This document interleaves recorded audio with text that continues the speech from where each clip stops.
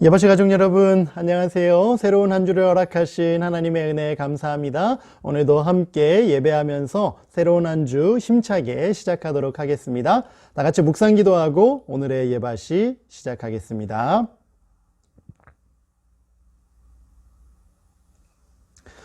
오늘 아침 새로운 찬미를 부르려고 하는데요. 442장 오늘 집을 나서기 전, 이 찬미 예바시 시즌 1 때 우리 함께 불러봤던 찬미인데요. 다시 한번 기억하면서 부르도록 하겠습니다. 우리 부모님들께서 옆에서 크게 불러주셔서 우리 어린이들도 잘 따라 부를 수 있으면 좋겠습니다.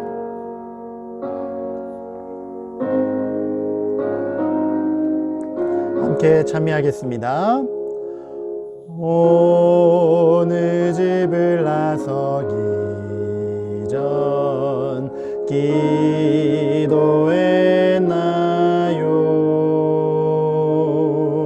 오늘 받을 좀 위에 기도했나요? 기도는 우리의 빛으로 인도하리. 앞이 캄캄할 때 기도 잊지 마시오. 시험 걱정 닥쳐올 때 기도했나요?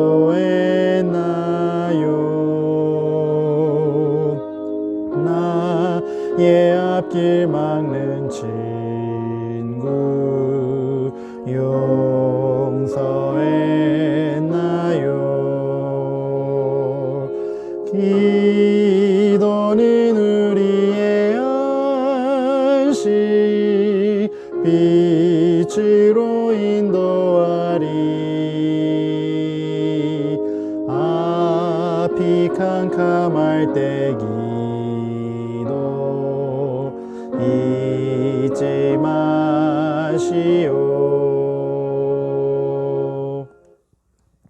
매일 아침 집을 나서기 전에 하나님을 말씀을 통해 만나고 온 가족이 함께 기도하면서 하루를 시작할 수 있다면 분명히 하나님께서 우리와 날마다 동행해 주시는 것 경험할 수 있을 거예요.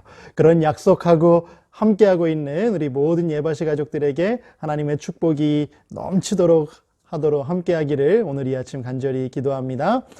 지난 금요일에 함께 읽기 시작했던 8번째 이야기 위기일발의 순간, 다시 한번 읽으면서 마무리하려고 하는데요. 지금 다윗의 삶에 또 다른 위기가 찾아왔잖아요. 10광야에 있던 사람들이 다윗의 은신처를 왕에게 고자질해 버렸잖아요. 어떻게 됐을까요? 읽어보겠습니다. 사울 왕은 이번에는 틀림없이 다윗을 잡겠구나 하고 생각했습니다. 그들은 다윗이 어디 숨어 있다는 것까지 정확하게 알고 있다고 했습니다. 그들이 광야에 살던 사람들이었기 때문에 다윗이 숨어 있는 곳을 모두 다 잘 알고 있다고 큰 소리쳤습니다. 그러나 그들이 아무리 똑똑해도 다윗의 지혜를 따라갈 수는 없었습니다. 사울의 군인들이 다윗이 숨어 있는 곳에 왔을 때 개미 한 마리도 보이지를 않았으니까요.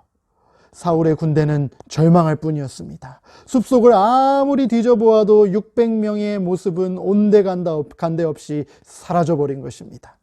사울의 계획이 한 번 더 새어나간 것이었어요.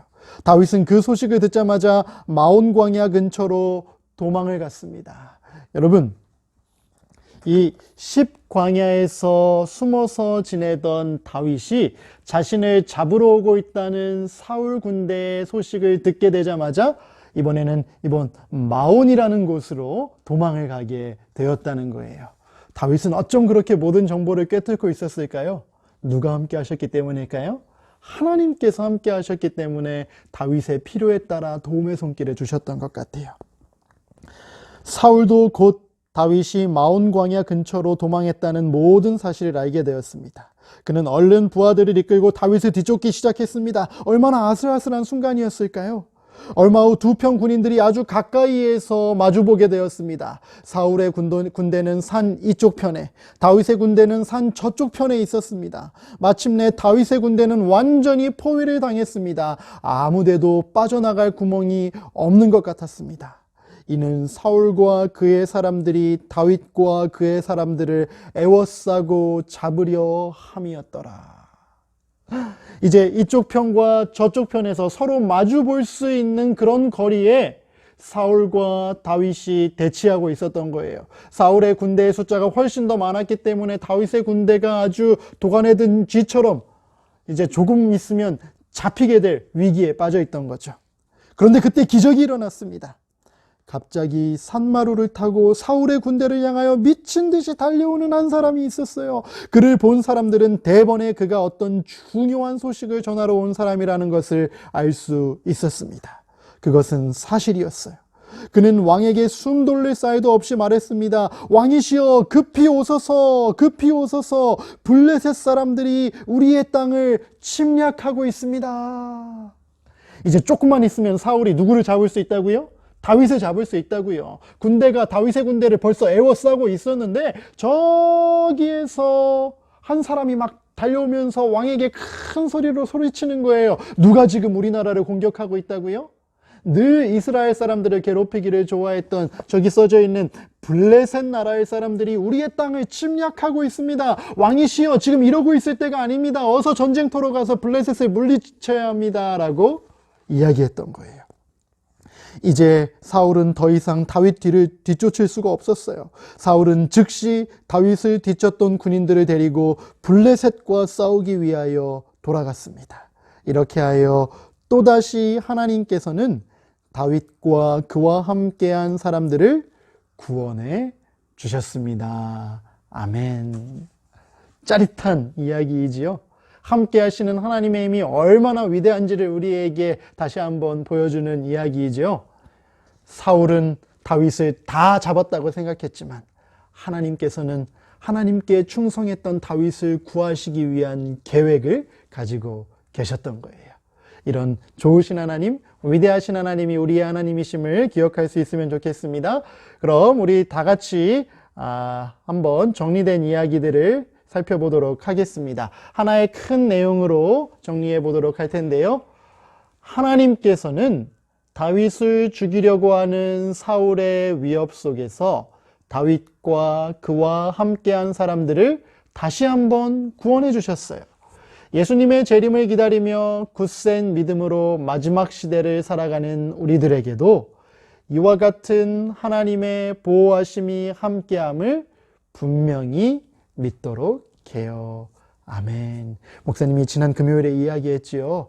예수님이 다시 오시기 전에 끝까지 하나님의 말씀에 충성하는 사람들이 위기 속에 빠질 수 있다고요. 고난을 받을 수도 있다고요. 하지만 그때 누구를 기억하면 돼요? 다윗과 함께 하셨던 하나님을 기억하면 돼요. 죽음의 위협 속에서도 다윗을 끝까지 지켜주셨던, 다윗과 함께 했던 사람들을 늘 기적적으로 지켜주셨던 하나님이 우리와 함께 하신다면 마지막 때의 두려운 상황들도 우리는 넉넉히 이길 수 있을 거예요. 중요한 건 우리가 누구 편에 있느냐 하는 거예요. 우리가 과연 하나님 편에 있는가 하는 거예요.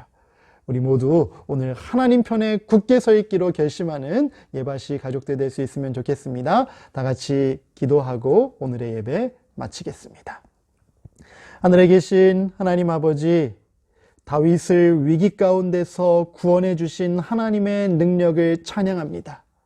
우리의 삶 가운데도 그런 하나님의 돌보심이 함께하고 계심을 믿습니다. 그리고 예수님께서 곧 재림하실 그 전에 경험하게 될 고통과 환난 가운데서도 하나님께서 우리를 지켜주실 것임을 믿습니다.